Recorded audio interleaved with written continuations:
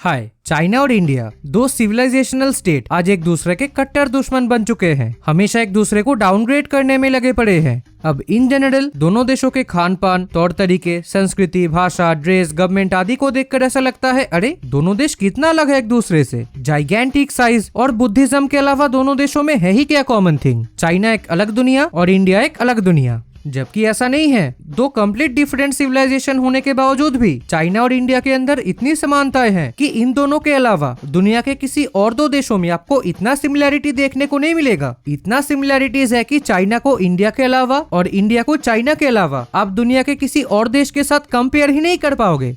तो क्या है ये सिमिलैरिटीज, जानेंगे आज के वीडियो में। तो चलिए वीडियो को शुरू करते हैं।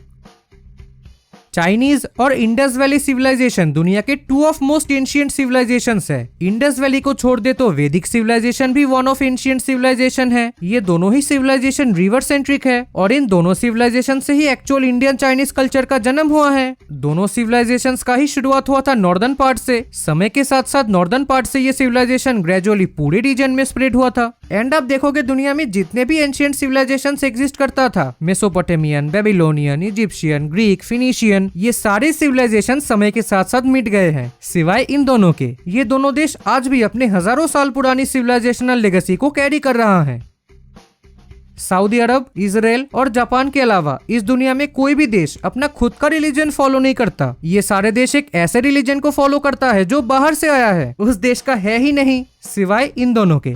चाइना के अंदर तरह तरह के रिलीजन्स फॉलो होते हैं। अलग अलग स्कूल्स ऑफ थॉट एग्जिस्ट करता है जिनको एक साथ कंबाइन करके बोला जाता है चाइनीज फोक रिलीजन। इस धर्म का मूल आधार है एंसेस्टर वर्शिपिंग और एनिमिज्म। बिलीफ के मामले में ये दुनिया का ओल्डेस्ट और रिलीजन के मामले में दुनिया का सेकेंड ओल्डेस्ट रिलीजन है। सिमिलरली भारत के अंदर भी तरह तरह के रिलीजन्स फॉलो होते हैं, तरह तरह के स्कूल्स ऑफ थॉट एग्जिस्ट करता है, लेकिन ये चाइना की तरह इतना डिसेंट्रलाइज्ड नहीं है। कुछ होली बुक्स ने इस वास्ट बिलीफ्स को बांध के रखा है जिसे हिंदुइज्म या सनातन धर्म कहा जाता है। इस धर्म का मूल आधार है ब्राह्मण और एनिमिज्म। ये दुनिया का ओल्डेस्ट रिलीजन है। दोनों रिलीजन्स में बहुत चीजें सिमिलर हैं, जैसे ओवर द टाइम खुद को इवॉल्व करना, माने इनका चेंजिंग नेचर, साथ ही साथ एसिमिलेटिव नेचर दोनों रिलीजन्स में बहुत ही ज्यादा है। दोनों रिलीजन्स में फीमेल डेटीज का बहुत ज्यादा महत्व है। चाइनीज फोक रिलीजन की तरह हिंदुइज्म में भी एंसेस्टर वर्शिपिंग एग्जिस्ट करता है। एंड लास्टली दोनों ही वे ऑफ लाइफ है रेदर देन ए रिलीजन। और हाँ, दोनों रिलीजन्स को ही हजारों सालों से सिस्टमैटिक तरीके से दबाया गया है। फर्क बस ये है, स्ट्रॉन्ग बिलीफ और सेंट्रलाइजेशन के कारण हिंदुइज्म तो एज इट इज टिक पाया है, चाइनीज फोक रिलीजन सही से टिक नहीं पाया। एक और सिमिलैरिटी हमने नोटिस की है, चाइना और इंडिया दो ऐसा देश है जहाँ क्रिश्चियंस की एक्चुअल पॉपुलेशन का भी पता नहीं चलता। दोनों देशों का ही हार्टलैंड है नॉर्दर्न रिवर बेसिन्स। ये दोनों रीजन ही चारों तरफ से हाई माउंटेन्स द्वारा प्रोटेक्टेड है, जो इसे बाहरी आक्रमण और इन्फ्लुएंस से बचा के रखा है। एक्स्ट्रा प्रोटेक्शन के रूप में वेस्ट में एरिड रीजन भी है, लेकिन कुछ केसेस में ये नेचुरल बैरियर सही से प्रोटेक्ट नहीं कर पाया इंडिया और चाइना को। आगे बात करेंगे इसके बारे में।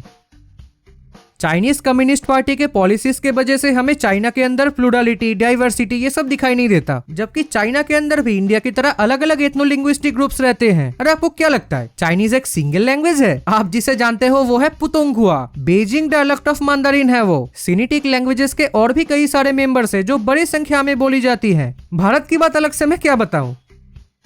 1200 BCE में चीनियों ने अपना खुद का एक राइटिंग सिस्टम तैयार कर लिया था जिसे ओरेकल बोन स्क्रिप्ट कहा जाता है। ये script modern day Chinese script का ही एंसेस्टर है, मतलब 3200 सालों से एक ही स्क्रिप्ट कंटिन्यू हो रहा है विदाउट एनी डिसकंटिन्यूएशन। भारत की बात करें तो हमारा भी खुद का एक लिपि था ओरेकल बोन स्क्रिप्ट से भी पुराना, लेकिन ये बहुत पहले ही डिसकंटिन्यूड हो गया। बाद में 500 BCE में हमने एक और राइटिंग सिस्टम बनाया जिसे ब्राह्मी स्क्रिप्ट कहा जाता है। ये लिपि सारे मॉडर्न डे भारतीय लिपियों का एंसेस्टर है, मतलब 2500 सालों से ये स्क्रिप्ट भी कंटिन्यू हो रहा है विदाउट एनी डिसकंटिन्यूएशन। अब प्रॉब्लम यह है कि क्या ये स्क्रिप्ट हमने खुद बनाया है या किसी और से चुराया है, इस पर काफी डिबेट है, क्योंकि ब्राह्मी के कंटेम्पररी हमारा एक और स्क्रिप्ट था खरोष्ठी नाम से, जो हमने बाहर से चुराया था। खैर, तो भले ही स्क्रिप्ट बनाने के मामले में हम चाइना से पीछे थे, लेकिन स्क्रिप्ट सिखाने के मामले में चाइना हम लोगों से कई गुना पीछे थे।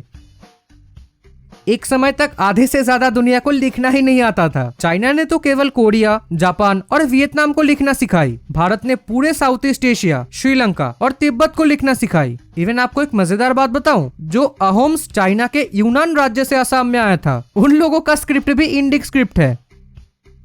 चाइना के लिए बुद्धिज्म और भारत के लिए इस्लाम दोनों एलियन थॉट्स थे, लेकिन ये थॉट्स बाद में चाइनीज और इंडियन सोसाइटी में घुल मिल गए। चाइना में बुद्धिज्म कम्प्लीटली और इंडिया में इस्लाम पार्शियली नेटिव थॉट्स के साथ ब्लेंड हो गया है।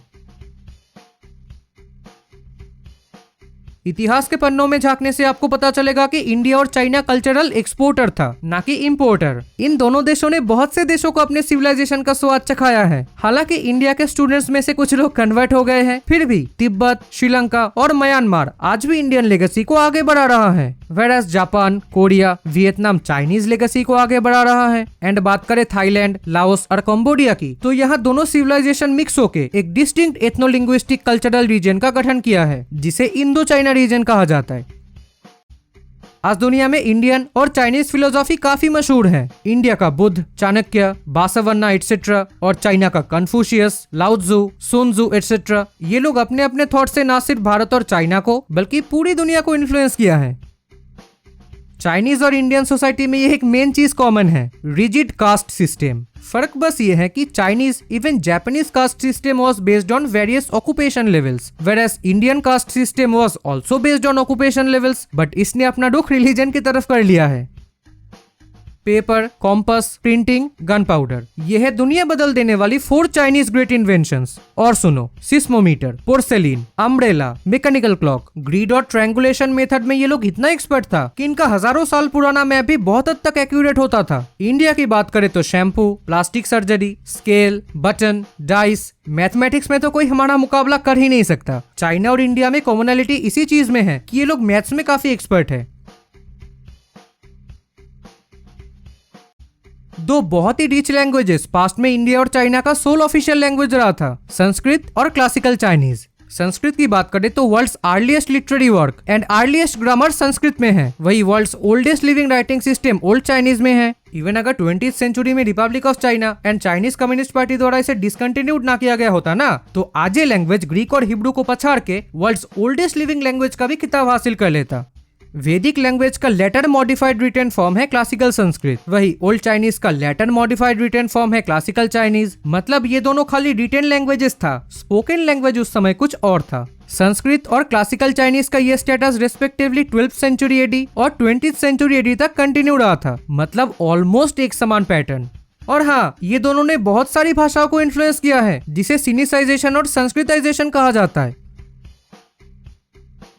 नोमाड्स के साथ इंडियंस और चाइनीजों का बहुत पुराना रिश्ता है। चाइना और इंडिया के चंक ऑफ टेरिटरी पर एक समय नोमाड्स का रूल था। कभी कभी हम दोनों ने नोमाड्स को कुचला था, तो कभी कभी नोमाड्स ने हम दोनों को कुचला था। ये लोग बाद में इंडियन और चाइनीज कल्चर में एसिमिलेट हो गया था। चाहे फीमेल डेटीज का वर्शिप हो या बच्चा अगर लड़की पैदा हुआ तो उसे मारना हो, चाइना और इंडिया सबसे आगे खड़े हैं। चाइना और इंडिया में फीमेल इन्फेंटिसाइड का एक लॉन्ग हिस्ट्री है जो बहुत लेट तक कंटिन्यू हो रहा था।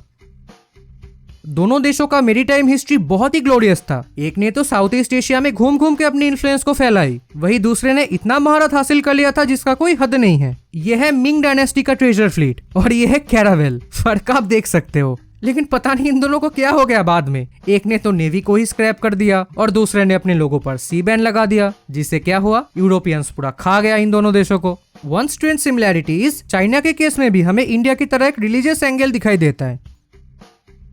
एक सर्टेन लैंडमास में किसी पर्टिकुलर बिलीफ को मानने वाले एंड किसी पर्टिकुलर भाषा में बात करने वाले लोग सिविलाइज्ड, उस प्लेस के बाहर रहने वाले दूसरे बिलीफ को मानने वाले दूसरे भाषा में बात करने वाले लोग अनसिविलाइज्ड या बारबारियन। ये कंसेप्ट इंडियन और चाइनीज सिविलाइजेशन के शुरुआती दौर में बहुत कॉमन था। चाइना में हुआंग और यांगजे रिवर के बीच का इलाका यानी हुआशिया में रहने वाले लोग खुद को सिविलाइज्ड मानते थे। हुआशिया के बाहर रहने वाले लोगों को यहाँ के लोग यी यानी बारबारियंस बोलते थे। सिमिलरली भारत में आर्यवर्त में रहने वाले, वैदिक रिचुअल्स को मानने वाले, संस्कृत बोलने वाले सिविलाइज्ड लोग थे आर्यंस। बाकी आर्यवर्त के बाहर रहने वाले, वैदिक रिचुअल्स को ना मानने वाले और दूसरे भाषा में बात करने वाले अनसिविलाइज्ड लोग थे म्लेच्छस।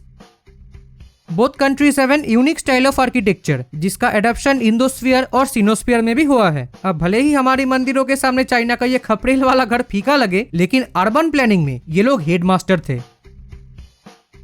चाइना और इंडिया का अपना अपना डिस्टिंक्ट ट्रेडिशनल मेडिसिन है जो आज भी बड़े पैमाने पर यूज होते हैं। इनमें से 2 प्रैक्टिसेस को वेस्टर्न सोसाइटी ने ऑलरेडी अडॉप्ट कर लिया है, ऑल्दो कुछ चीजें चाइना को हमने ही सिखाई। तो ये थी आज का वीडियो। उम्मीद करता हूँ आप सबको ये वीडियो पसंद आएगी। Thanks for watching.